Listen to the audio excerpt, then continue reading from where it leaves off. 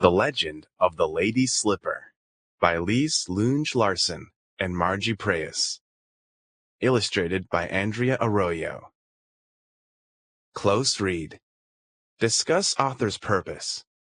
Underline the word that the author uses to show the story takes place at an unknown time in the past. Once there was a young girl who lived with her mother and father, sister and brother, aunts and uncles, her many cousins, her grandfathers and grandmothers, and all of her people in a village among the whispering pines. Of all her family, her older brother was her favorite. He was as strong as a bear, as fast as a rabbit, and as smart as a fox. Because of these traits, he was the messenger for the village. When he went on his journeys, the little girl begged to go along with him, but all he would say was, "Maybe tomorrow."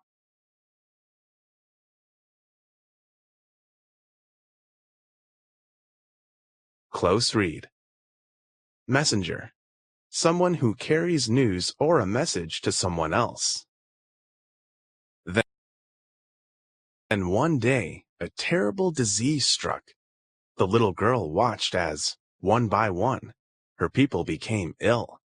Her grandparents, her aunts and uncles, her sister, her mother, even her father fell ill.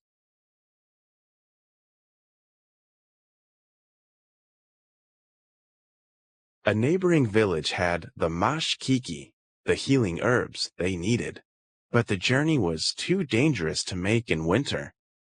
It was too cold, the snow was very heavy, and between the villages lay a deep, dark lake covered with groaning ice.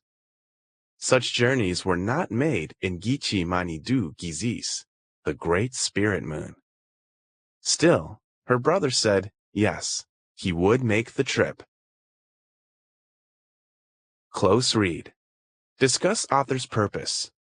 Underline words the author uses to show that the people in the story speak a language other than English.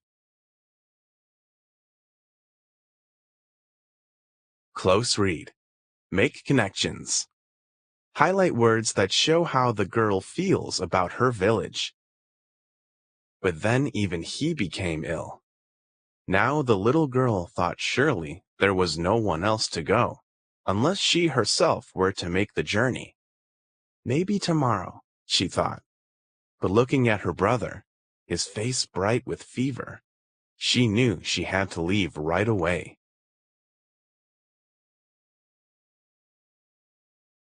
She found her moccasins, the beautifully beaded moccasins her mother had made out of deerskin, and tucked warm rabbit fur inside them. Then she slipped them on and stepped out into a raging storm.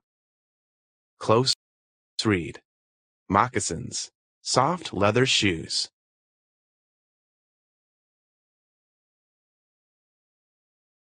Close read. Vocabulary in context. You can sometimes figure out the meanings of unfamiliar words by reading words nearby.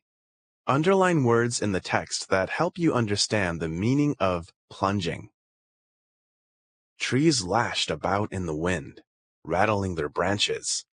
Falling snow stung her face. "Mashka wheezing," it hissed. "Be strong." The girl bent her head and stalked like a bear into the storm. The snow tugged at her, but she charged through it, plunging into the wind. All day she walked until, at dusk, she stood before the windswept lake. The slick ice lay as if asleep, silent. On the far shore, the wigwams of the other village glowed warmly. The little girl stepped out onto the frozen lake, and the ice shuddered and woke. "Da, da, tabin," it rumbled. "Go quickly." So the girl ran like a rabbit, skittering and slipping. Close read. Discuss author's purpose. Underline the words the author uses to show the girl is a hero to the people in the village. Admiration. a feeling of great respect and approval. When she reached the other side, all the people rushed out to meet her. She told them her story, and when she finished, she saw their faces glowing with admiration. Then an old woman swept her up and carried her into a lodge. She fed the little girl roasted venison and warm tea. She tucked her in with soft robes. The girl was almost asleep when she remembered the medicines. "The mashkiki," she murmured. Close read. Medicines. Things used to make a sick person well. Close read. Make connections. Highlight words that show the people in the girl's village are more important to her than her own safety. "We will bring you and the mashkiki to your people," the old woman whispered. "Tomorrow. It is too dark and too cold to travel tonight." But when the little girl closed her eyes, she saw the sad, pale faces of her family, her friends, and her brother, and she knew she must leave right away. She rose quietly, gathered up the medicine bundle, and crept out. The storm had stopped. Now all was deep cold and silence, except the popping and cracking of the trees. Her eyes stung. She felt the frost gather on her cheeks. She pulled her robe tight and hurried across the lake. Close read. Make connections. Highlight the text that tells you what the lights are called in English. Have you heard of this before? Blue and green lights flickered in the sky. She knew the lights were the spirits of the dead, gaily dressed, rising and falling in the steps of a dance. Ji Bayag Ni Miwag, her people called them, the Northern Lights. What if someone from her family or one of her people were to join them because she had been so slow? She left the lake and quickened her pace, keeping her eye on the lights in the sky. Close read. Exhausted, very tired. Suddenly, the snow collapsed around her and she was buried up to her arms. She kicked and punched at the snow. That was no use. She churned her little legs as fast as she could, as if to run out of the snow. That only dug her in deeper. Above her, the dancing spirits leapt and spun. Maybe she would be the next one among them, she thought. She fell back, exhausted. Ni Bua Kan, the snow around her whispered. Be wise.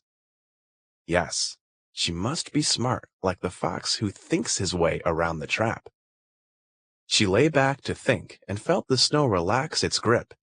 She lay further back and let it go a little more.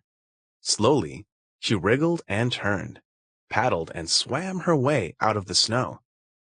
Hoo-wah! She sang out. Her feet were free. Close read. Discuss author's purpose. Underline the text that shows who gives the girl advice. But then, Gawin! Oh no! She cried. Her feet were bare and cold. Her moccasins were gone, buried deep in the drift. She dug in the snow, but it was too soft and loose. She wiped her nose on her sleeve and continued on barefoot. With the very first step, icy crystals cut into her flesh and her feet began to bleed. In every footprint, bright red drops of blood mingled with the white snow. Still, she stumbled ahead until dawn, when she reached the edge of her village. There, she called out before sinking into the snow. Close read. Make connections. Highlight the text that shows what the girl does to get the medicine to the people in her village. What does that help you understand about the girl? Close read. Make connections. Highlight the text that shows how the people from the village feel about the girl. The people from her village, even some of the sick ones, ran out when they heard her cry. They carried her back to her lodge and wrapped her swollen and bleeding feet in thick, warm deerskins. Because of the mashkiki, the people were healed. The little girl remained weak for a long, long time, but soon after the snow melted, she too recovered. Close read. Discuss author's purpose. Underline the text that shows what the girl and her brother find when they search for her moccasins. When the forest turned green, she and her brother went to search for her lost moccasins. What they found there filled them with wonder. On the very spot where she had lost her moccasins, and wherever she had stepped with her bleeding feet, beautiful new flowers grew. They were pink and white, and shaped just like the little moccasins the girl had worn on her journey. The Ojibwe people named the new flower Moccasin Flower, which means the Moccasin Flower. Today, it is also called the Lady Slipper. The people gave the little girl her name too, Wa-O-Ne, or Little Flower, because although she was as strong as a bear, fast as a rabbit, and smart as a fox, she was also as lovely and rare as a wild spring flower. Close read. Fluency. Practice reading with appropriate fluency. Read aloud paragraphs 14 to 19 several times with a partner. Read the dialogue with feeling or prosody. Read in a different voice for the old woman and the little girl to show their points of view. The legend